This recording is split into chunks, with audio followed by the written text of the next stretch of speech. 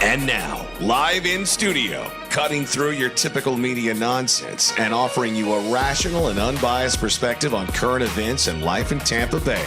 He's a successful entrepreneur, a real estate and finance expert, and goes to bat for you every day as your consumer advocate. Your host, Brandon Rhymes. Yes, here we are again, another day committed to picking a fight with the mainstream media and providing you the timely truth. And let's go ahead and make our introductions. We got some Intelligent Talk Radio, and I'm very proud to have some intelligent folks here in studio with me. And Peter Macaluso, he's an attorney back on the show, immigration law, focused on criminal defense law as well. Welcome back in, sir. Well, thank you, Brandon. I'm glad to be back here today. It's beyond a gorgeous day outside, and I'm very pleased to be here and get to speak to some folks about the general areas of immigration and criminal defense. Those are the two areas that I'm on the show for. Yep. And I've been a lawyer here in Tampa for 43 years this year. Wow. And my office is right on Tampa Street, just south of Martin Luther King. Awesome. Yeah, a wealth of information, bringing some timely truths around immigration law and criminal defense, and we're going to talk a little bit about the Cuban immigration, some of the things happening, and some really good synergies here as well with our next expert contributor as well as Mr. James Lascano, Trans World Business Advisors. Welcome back in, sir. Hey, thanks a lot, Brandon. Always happy and excited to be here. Love to come in and talk to our listeners and try to educate them or provide any type of information that can help them make proper decisions when purchasing a business. Just love that. That's right. Yeah, helping business owners also value their businesses, planning that escape strategy, that exit strategy rather, with their businesses. A lot of times you work in a business for many years and then you want to figure out, the best way to exit that business should you not have family that wants to take it over or something along those lines. Mr. Peter Macaluso, he's a longtime attorney here, well-respected attorney in Tampa Bay. And let's dive into the immigration. What's the difference typically when people are thinking about immigration? What are some of the common pitfalls or misnomers that you're seeing out there, Peter?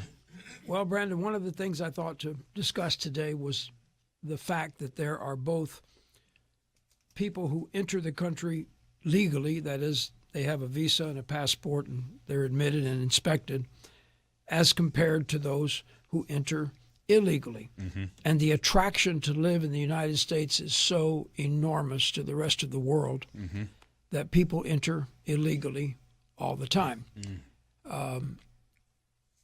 Much of my work is defending people who are in deportation proceedings, meaning they have to go to immigration court. Mm-hmm. Immigration court is vastly different than any of our state or federal courts, different from anything most lawyers are ever used to dealing with. Now, our immigration court for all this area of Florida is in Orlando. Mm-hmm. It's in a private office building in Orlando. And the immigration judges are very sharp, intelligent people who are appointed to that bench.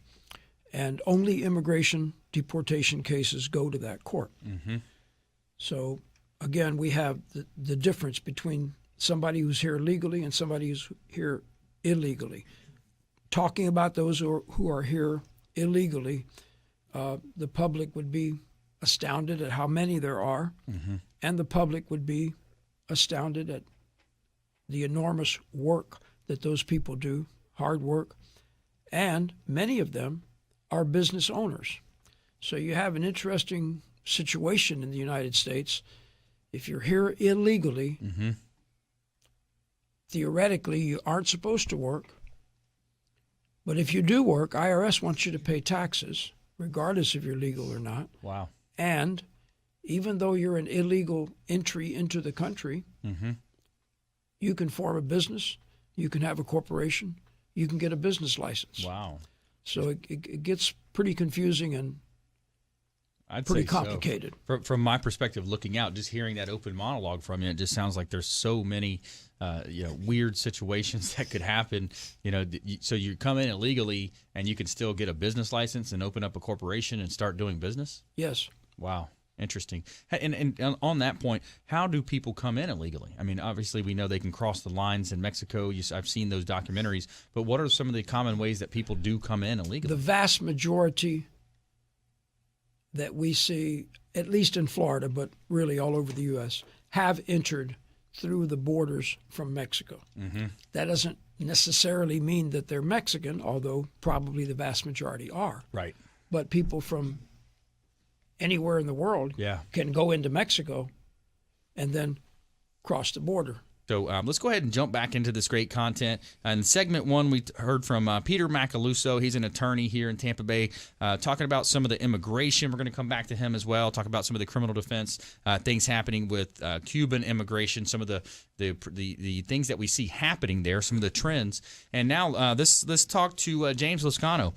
He's a longtime partner of this program here and expert contributor on the Real Estate Quarterback Show when it comes to business brokers. So he's going to help you buy or sell a business and help you figure out a place to invest a lot of times and also value your business. So welcome back in, sir. Hey, thanks a lot, Brandon. As always, it's a pleasure to be here. One of the critical things that like what you were saying earlier is when somebody's going to go ahead and buy a business or sell a business, most importantly, either the buyer's looking for an investment or the seller is looking for an exit strategy. And we have to be very clear that when you're looking for that exit strategy, you need to basically make sure that all your ducks are, aligned appropriately.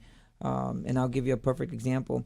We had a gentleman that wanted to go ahead and sell his business, and it came with the property. And I went ahead and I met with him, and I told him, look, we could do this many different ways. And he said, I want to get this much for my property.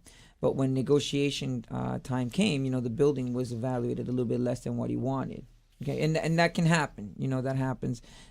And what I ended up telling him is, look, you can either go ahead and take less for the amount of money, which is less that he wanted for his retirement, or you can do owner financing on the building, which actually you get it. At today's rates, he was charging 6% interest rate. Yep. He did it for 20 years. He actually, the amount of money that he made selling the building and the business was perfect for him. He actually made more money because of the amortized loan that he gave to the buyer for the next 20 years. He's doubled basically the value of the building. Yeah, because a lot of people don't realize we're real heavy in real estate and mortgage here and finance on the show, but the actual word amortization is derived from the Latin and it means to die slow. The word amort, so it's front loaded with all this interest. So why not act as the bank if you're a business owner? Exactly, and what he was making roughly about $4,000 a month on his own business cash flow. Okay, so that was what he was taking home. When we finished, we were able to go ahead and put the loan, valued it at, again, 6% interest rate. We valued it at monthly payments of about $3,200 a month. And he didn't have to do anything for the next 20 years. Yeah.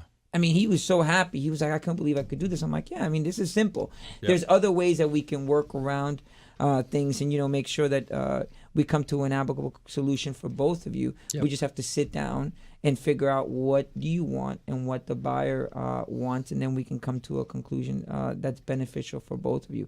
And those are the things that we work in, when we're dealing with either seller or buyer, which we try to be creative to provide them whatever type of solution they need, to help them. Yeah, because when you're looking to buy a business, you're going to want to see the financials. You're going to want to see the profit and loss, the balance statements, those income statements. And then, of course, on the selling side, the cleaner you run your books and your operation, the easier it's going to make James' job here.